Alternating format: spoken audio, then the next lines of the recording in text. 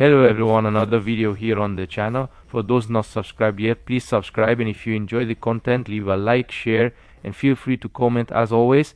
Today we'll discuss a topic I've mentioned several times in videos, alongside this feminine inclination towards subjects like shamanism, people's energy, and this naturalness with which women see the occult and which doesn't attract so many men, right? That women, they see it a lot, they share it a lot, they like to talk about it a lot, right? Subjects like the zodiac, resilience, you name it, a lot of jargon there, and they mix it up with some Gnosticism too, right? And Corucha do Carvalho has already pointed out the great friend Corucha very well. I'll leave you his channel. In the link provided for you to sign up, he has already highlighted that this dates back to ancestral times, such as the Paleolithic and tribal eras, where men were hunters and women were gatherers, and there was a distinct division of gender roles. So since the women were involved in the task of gathering fruit, herbs, and spices, and also in the effort to create medicines or natural painkillers or similar things in a primitive manner, they developed a deeper curiosity about this botanical aspect. For instance, this curiosity was akin to how men were more interested in constructing tools, setting boundaries, creating spaces for hunting and other related activities. So this idea has been perpetuated in our society for hundreds of thousands of years. Even today you can observe that Instagram pages, for instance, discuss these topics. In circles of friends, it's often women who tend to believe in this more. They focus on the concept of energy, what one emanates, right? Interestingly, they all seem to believe that they are inherently good people, or that they are somehow contaminated by the energy of others. It's that old story about how everyone else is toxic except for me. So when you combine this with the incredibly intense adaptability that women must endure, as she highlights in this analysis, it appears that men are observing, much like dogs watching those dog TVs that display roast chicken and sausages. They realize they're not the naive ones here. Women, from Monday through to Monday, tend to share these experiences, particularly on Sunday nights, when the depression following success begins to take hold, to attract a popular guy over the weekend. So the guys are noticing that I'm already pressing this key a bit harder, that the men, especially the average and below average men even, there are some guys who are just okay, let's say, guys who aren't in the top 1%, genetically, basically almost all men, right? I've mentioned this before and I'll keep repeating it here. As painful as it may be, guys need to understand that hardly any man is truly attractive to women here in Brazil. No matter if the woman is a Baranga or a Stacy, or even if she's a 9 out of 10, the fact remains that it's unattractive. So don't be too hard on yourself about it, and don't blame yourself for being in the overwhelming majority of more than 99%. In their perspective, they believe that these are individuals who are absolutely impossible to satisfy.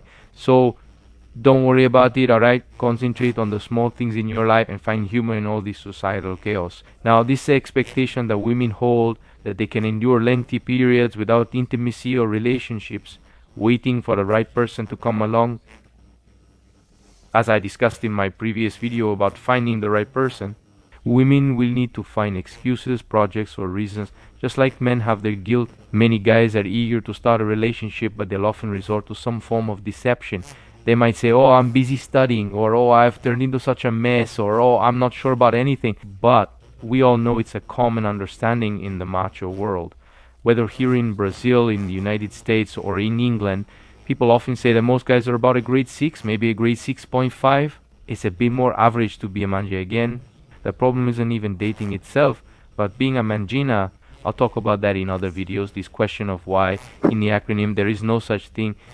Dating has never been a problem, but getting married, cohabiting, and having children, that's another conversation. I'm going to get into it. I'm going to unravel this subject over the next few weeks. However, many men there would act like manjenas. They would become bosses, desire cohabitation, and transfer income. In essence, all that paraphernalia revolves around living for the woman. Rather than fostering an equitable relationship, such relationships are becoming increasingly rare, with harmonious ones being exceptions, and even more exceptional, possibly dwindling to single-digit percentages. In summary, it's quite calamitous, wouldn't you agree? So men, it's somewhat amusing, because the issue isn't really with shamanism, Hinduism, Orientalism, or even the zodiac. In fact, some individuals speak in a more profound and sometimes intriguing manner, especially within Hinduism. I actually met someone, a Hindu reference, who is a close friend of mine. When I write about my career experiences there, I will definitely mention this friend and his connection to Hinduism. He's a remarkably intelligent person. And you see that it has absolutely nothing, zero, zero, zero, zero to do with what women share in this kind of material to justify their peace with themselves, their singlehood, making fun of those who are dating. On Valentine's Day, people laugh at the cats. I don't laugh at the cats. I laugh at the stranded women who are there, making fun of the women who are dating, who are dying to have a boyfriend, especially if it's a big guy, a really big guy who loves them unilaterally. This isn't new. I've mentioned in other videos that women want to experience great love with their ideal partner. Being loved unilaterally while giving the minimum to the relationship. What Miguel, with the same attitude as Alpha, Bruno, and Junior, in short, people always say the juice isn't worth the squeeze. So many men, even if tempted by a more attractive woman, and falter while they're in standby mode. Without this opportunity to be amazed, they can see very clearly that, in fact, these days, maintaining the relationship isn't really worth it. It's incredibly complicated. The risk of return is absolutely terrible for any man. Clinging to exceptions and hoping for lottery tickets is definitely not the right approach. So, more and more, I'm noticing many beautiful women I know who are single. Yes, I know I've seen some of their direct messages. I've ended up getting involved with some of them, while others are just friends who occasionally show me something or other, or we just end up talking. With the direct, these women are surrounded by men, so are they really that unique? Finding a compatible person of the opposite sex is tough. It's not an easy task, but after years of living and many traveling across Brazil and everything, I haven't met anyone who's truly compatible with what they call energy vibe. I once had an ex who used to say something that seemed quite ridiculous at the time, but regardless, if you happen to be a bit more perceptive, you eventually come to understand that the individual doesn't necessarily need to be immersed in that particular environment, consuming that specific type of content. Over time, the person begins to notice, there are numerous individuals who are being influenced through osmosis just by being in proximity to it. I'm sure you all have friends who say, well, this guy here hasn't read Alita, hasn't watched any videos, doesn't know what Hakun is, nothing, but he understands what's happening. He has a knack for grasping the real situation. Hernani from Primitive Society would sometimes do live sessions with people on Migo and end up connecting with random guys from Brazil. Many guys were aware of what was happening, even if they hadn't personally seen any content on Machosfera. It seems there are numerous guys who are alert and recognize how corrupt the environment has become, even if they lack the ability to construct a legal hypothesis or a set of hypotheses to formulate a theory about it. So as it happens, this hypocrisy is becoming increasingly obvious, with women resorting to these shamanic excuses, invoking metaphysical elements of energy to justify their loneliness. Because it's not loneliness, because solitude, those truly content with themselves don't share with others, unless they have a great idea for a video or content about solitude, which isn't common. Beautiful, average single women today often share insights from bloggers who are savvier and know the game. I noticed there are many nature bloggers out there, and quite a few of them are very beautiful, by the way. Many of them are single and everything. These women have embraced the dog pill, the risotto pill, you know what I mean? They prefer to do just about anything rather than give any guy a chance. They often cite various reasons, such as a lack of compatibility, which is often the case. However, it's such an absurd generalization. While I do support generalizations to explain things, there's a limit. These things definitely have their limits. There has to be a limit. The only conclusion is they believe they're so special that no one deserves them. When they meet someone they see as exceptional or matching their energy, someone they admire or are attracted to, they seek love in a one-sided manner. So it turns out, the bill doesn't end up closing, even if they decide to turn the key and say, oh no, I'm going to date here because if I'm being left behind, I'm getting bored. In short, if they decide to send the goalkeeper into the box, the goalkeeper will always score. They're desperate there because there are millions and millions and millions of needy beta manginas in Brazil. So we know that apart from India, Brazil is the country with the most manginas in the world. So here things are, even though I'm typically a pessimistic guy, I found myself being somewhat more optimistic. I've been hopeful about an awakening among men and all that. However, after looking into it further, I realized I was being overly optimistic. Things are indeed heading toward the abyss, just as my friend Epifania, or Epi to those who know her well, would say. Begin to notice this, everyone, so we can wrap up a somewhat shorter video on how these justifications, which call on certain ancient tendencies and abilities that women possess to concentrate on energy, healing, and spiritual matters, are adored by women. Now that we're in the summer season here in Brazil, they really enjoy taking holidays and capturing photos of themselves on the beach wearing thongs. I'm merely quoting, not passing any moral judgment. Feel free to post whatever pictures you desire. I'm all for freedom in that regard, no criticism here. Just quoting.